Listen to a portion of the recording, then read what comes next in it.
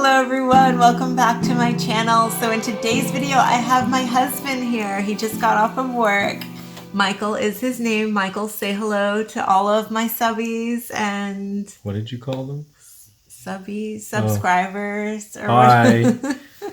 You know, I just recently uploaded the video on my reaction to the #2 Aladdin trailer. And then my husband and I got in this whole discussion about live action movies. And I was like, why don't we talk about it on my YouTube channel? I guess we'll start with Aladdin since that's what started our whole topic of conversation. I'm just going to jump right into it. My husband was saying my opinion of the Aladdin trailer didn't count because I was kind of, you know what Princess Jasmine means to me. You know what Aladdin means to me for those of you who have watched my channel. So I'm like super excited for this live action Aladdin movie, but my husband, I guess he calls himself a realist. And so he has realistic expectations about this movie. And so I guess I want to hear some of my husband's criticism, or I want you guys to hear some of my husband's criticism of the film, because I feel like on my channel I've been so like, I'm going to love this Aladdin live action movie. And my husband has other words. Yeah, and I mean, my comments were more along the lines that there's going to be people out there like you that they're going to see this movie regardless of how good it looks, how good it is, what the reviews are, anything. Every fan base of any sort of character or film or anything like that, there's always those people, the diehard people that are going to go see every single movie in a genre, whether it be a DC film, a Marvel film, a Star Wars film, a Disney film, whatever. They're going to go see everything.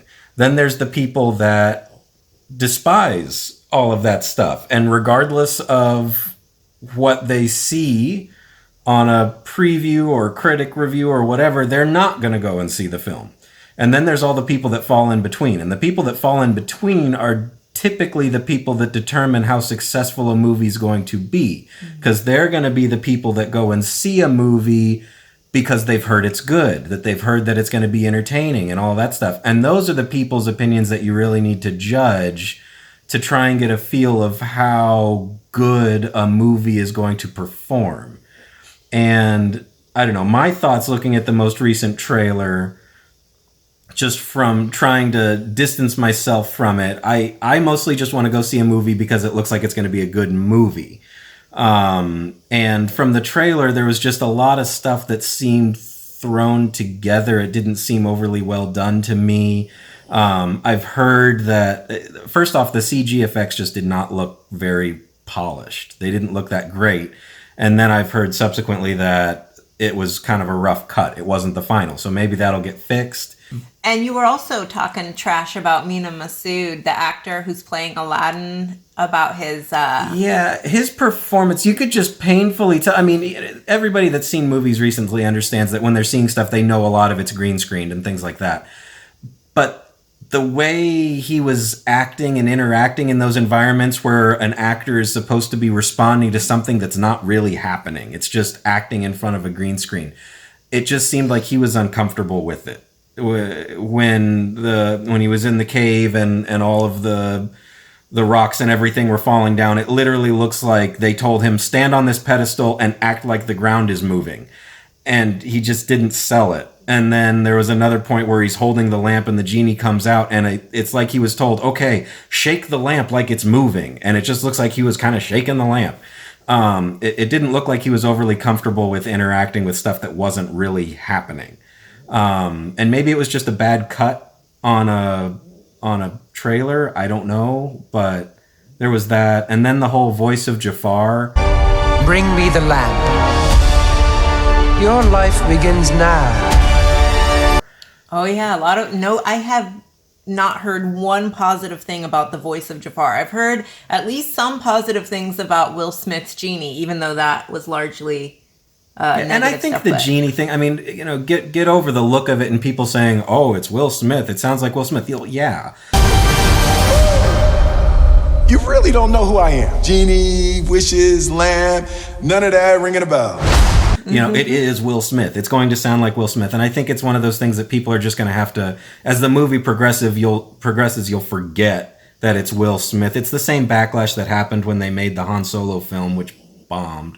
But everybody was like, no one can be Han Solo except for Harrison Ford. The people that actually went in with an open mind thought, okay, it wasn't that bad, actually.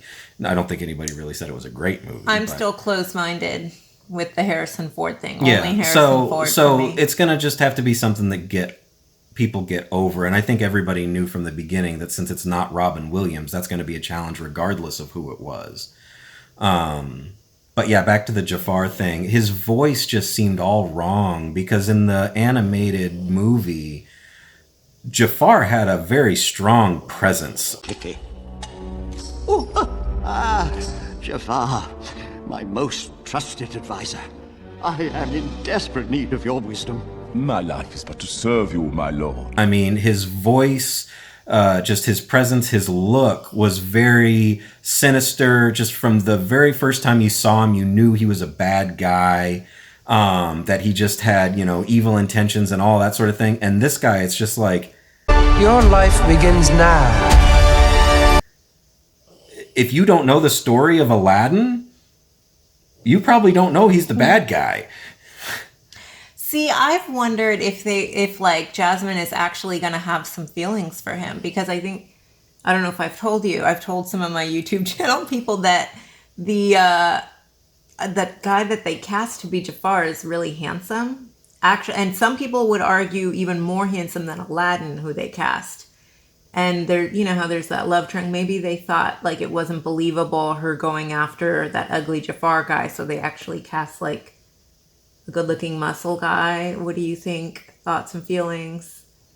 I have none on that topic. Going back to the whole thing, the trailer needs to try and grab the people that are just kind of the ones on the fence.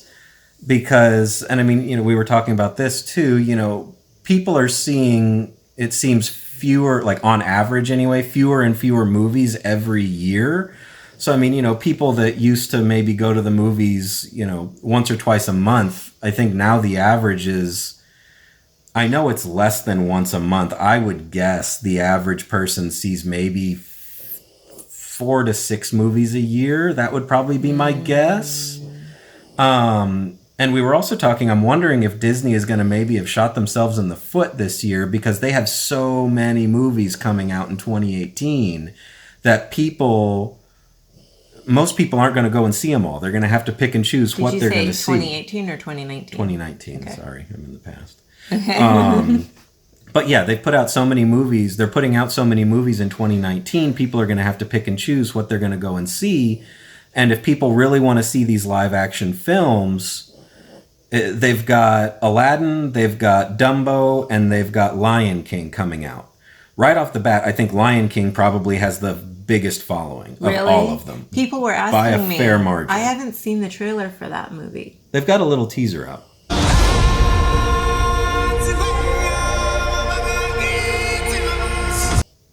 I don't remember if I've seen it. Yeah, no, it looks like, honestly, yeah. I mean, for how bad the CG looked in the Aladdin trailer, the CG for the Lion King remake looked amazing. Maybe it looked really good. Is it possible they put all their money over there? And I don't. It could be, because I think they know that one's going to be a big hit. Because, I mean, I think behind Beauty and the Beast, Lion King is the next one that has the biggest following of that whole Disney Renaissance animation time frame. I mean, Lion King's huge, so I think it's going to be really, really big. And then of the 3 from the trailers, Dumbo just looks like it's going to be a really good movie. And I'm not a Tim Burton fan. I'm not a huge Tim Burton fan, but I recognize he's a very good director. Yeah. I typically don't appreciate his subject matter, but the movies that he does, they're always done extremely well. He has an extreme attention to detail. True. And he's a very good storyteller. I just typically don't appreciate the stories he tells. Word up on that. So take Dumbo, and it looks like that's one of the first ones that they're going to do, with maybe the exception of like Maleficent, how they took a different twist on Sleeping Beauty and they focused on the bad guy. Dumbo, it looks like they're really going to go into the human aspect of it, the human characters behind it. And that movie just looks really good from the trailer. And that was one that I was probably on the fence on, like, how much do I really want to see a live action Dumbo? But from the trailers they're showing with that one, it looks like it's going to be an exceptional movie. It looks really, really good. But when you think of Aladdin? No, I just don't get those vibes at all. It just, I feel like it might be mediocre at best. And I mean, with me, it's one of the complaints that I have about all the live action remakes, or the majority of them. It just seems like they're trying to do an exact replica of a live action cartoon.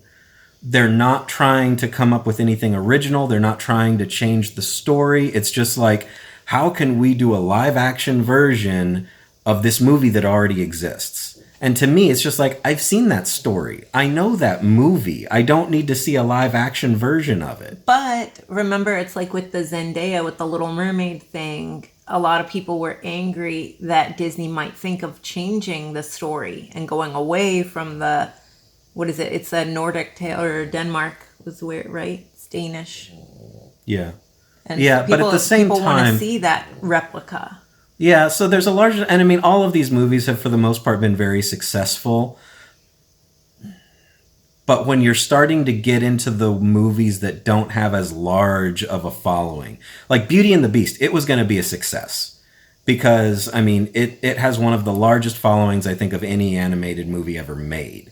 So it was going to, and it had critical acclaim too, just as an animated film. So it being a live action, it's had Broadway success, all that stuff. It was going to do well.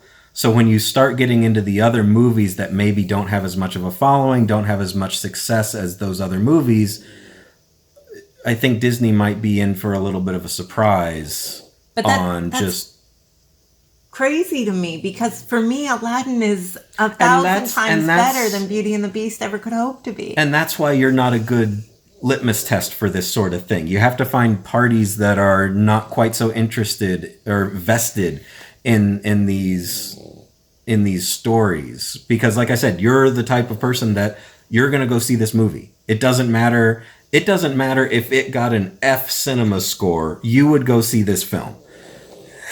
It's true. So it's almost like your opinion doesn't really count, because you're going to want to see it, you're going to defend it, even if it's just terrible. Maybe after the fact, after you see it, you might say, maybe that wasn't so great, but you're still going to go see it. Comment below your thoughts and feelings. But I mean, one thing I will say, I remember when Jurassic World, when its first trailer came out, everybody was just bagging on the trailer, saying it looked terrible. And then they started releasing some subsequent trailers after the first one, and people started getting interested, thinking, okay, maybe this is going to be okay. And then it went on to make $1 billion. So, I mean, it's not like said and done here, but the most recent trailer that they put out was definitely underwhelming, and I don't think it's doing them any favors. What about the first trailer? It was a teaser, so I mean, it doesn't really... It was more just the thing saying, for those of you that don't know, Aladdin's being made into a movie. So, what do you think about Will Smith being cast as the genie? Genie, wishes, lamb, none of that ringing a bell. It's probably one of the most difficult castings that you're going to have, just because Robin Williams' portrayal of Genie was so iconic. Anybody else doing that role is going to meet criticism and all that stuff. So kind of regardless of who they picked, they weren't going to be able to win. So the best thing that he can do is do his best to not even try and be like Robin Williams' Genie. Just be his own version of the Genie. That way it's almost impossible to compare them, because that's the only way I think it's going to be successful. And then as far, like, a lot of people have commented on my videos saying, why is Disney doing a lot? Why are they making all of these live action movies? This is so stupid. What do you have to say to all the people who are angry that Disney is doing all of these live action? I mean, I definitely think it's a little bit annoying. It's not just Disney, it's like all of Hollywood. Right now, there's very few original stories being told in movies. Everything is like a remake. It's not an original. There's just not a lot of that going on. So I can understand the criticism, and I have the same criticism of these live action films. It's like my favorite parts of like the Beauty and the Beast one. My favorite parts of the live action Beauty and the Beast were the new songs that weren't in the original.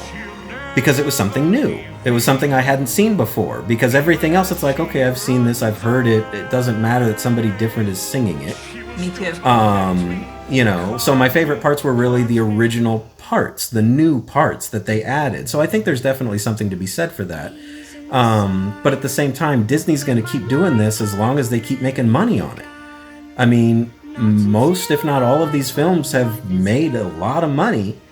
And why would Disney stop? If they see that there's a market out there for it, they're going to keep doing it and make money on it. Because let's be honest, it's easier.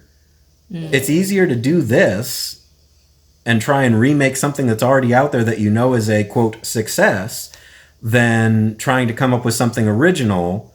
Because that's the other thing. Look at the live action original movies that Disney's done recently. The Tomorrowland, Wrinkle in Time.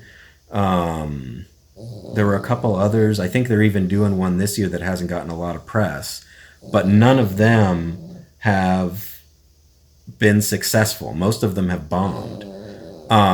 So Disney's seeing that. They're seeing that the original stuff is harder to do than just kind of the remake. So, I mean, it's a good business decision, but at the same time, it doesn't lend itself to great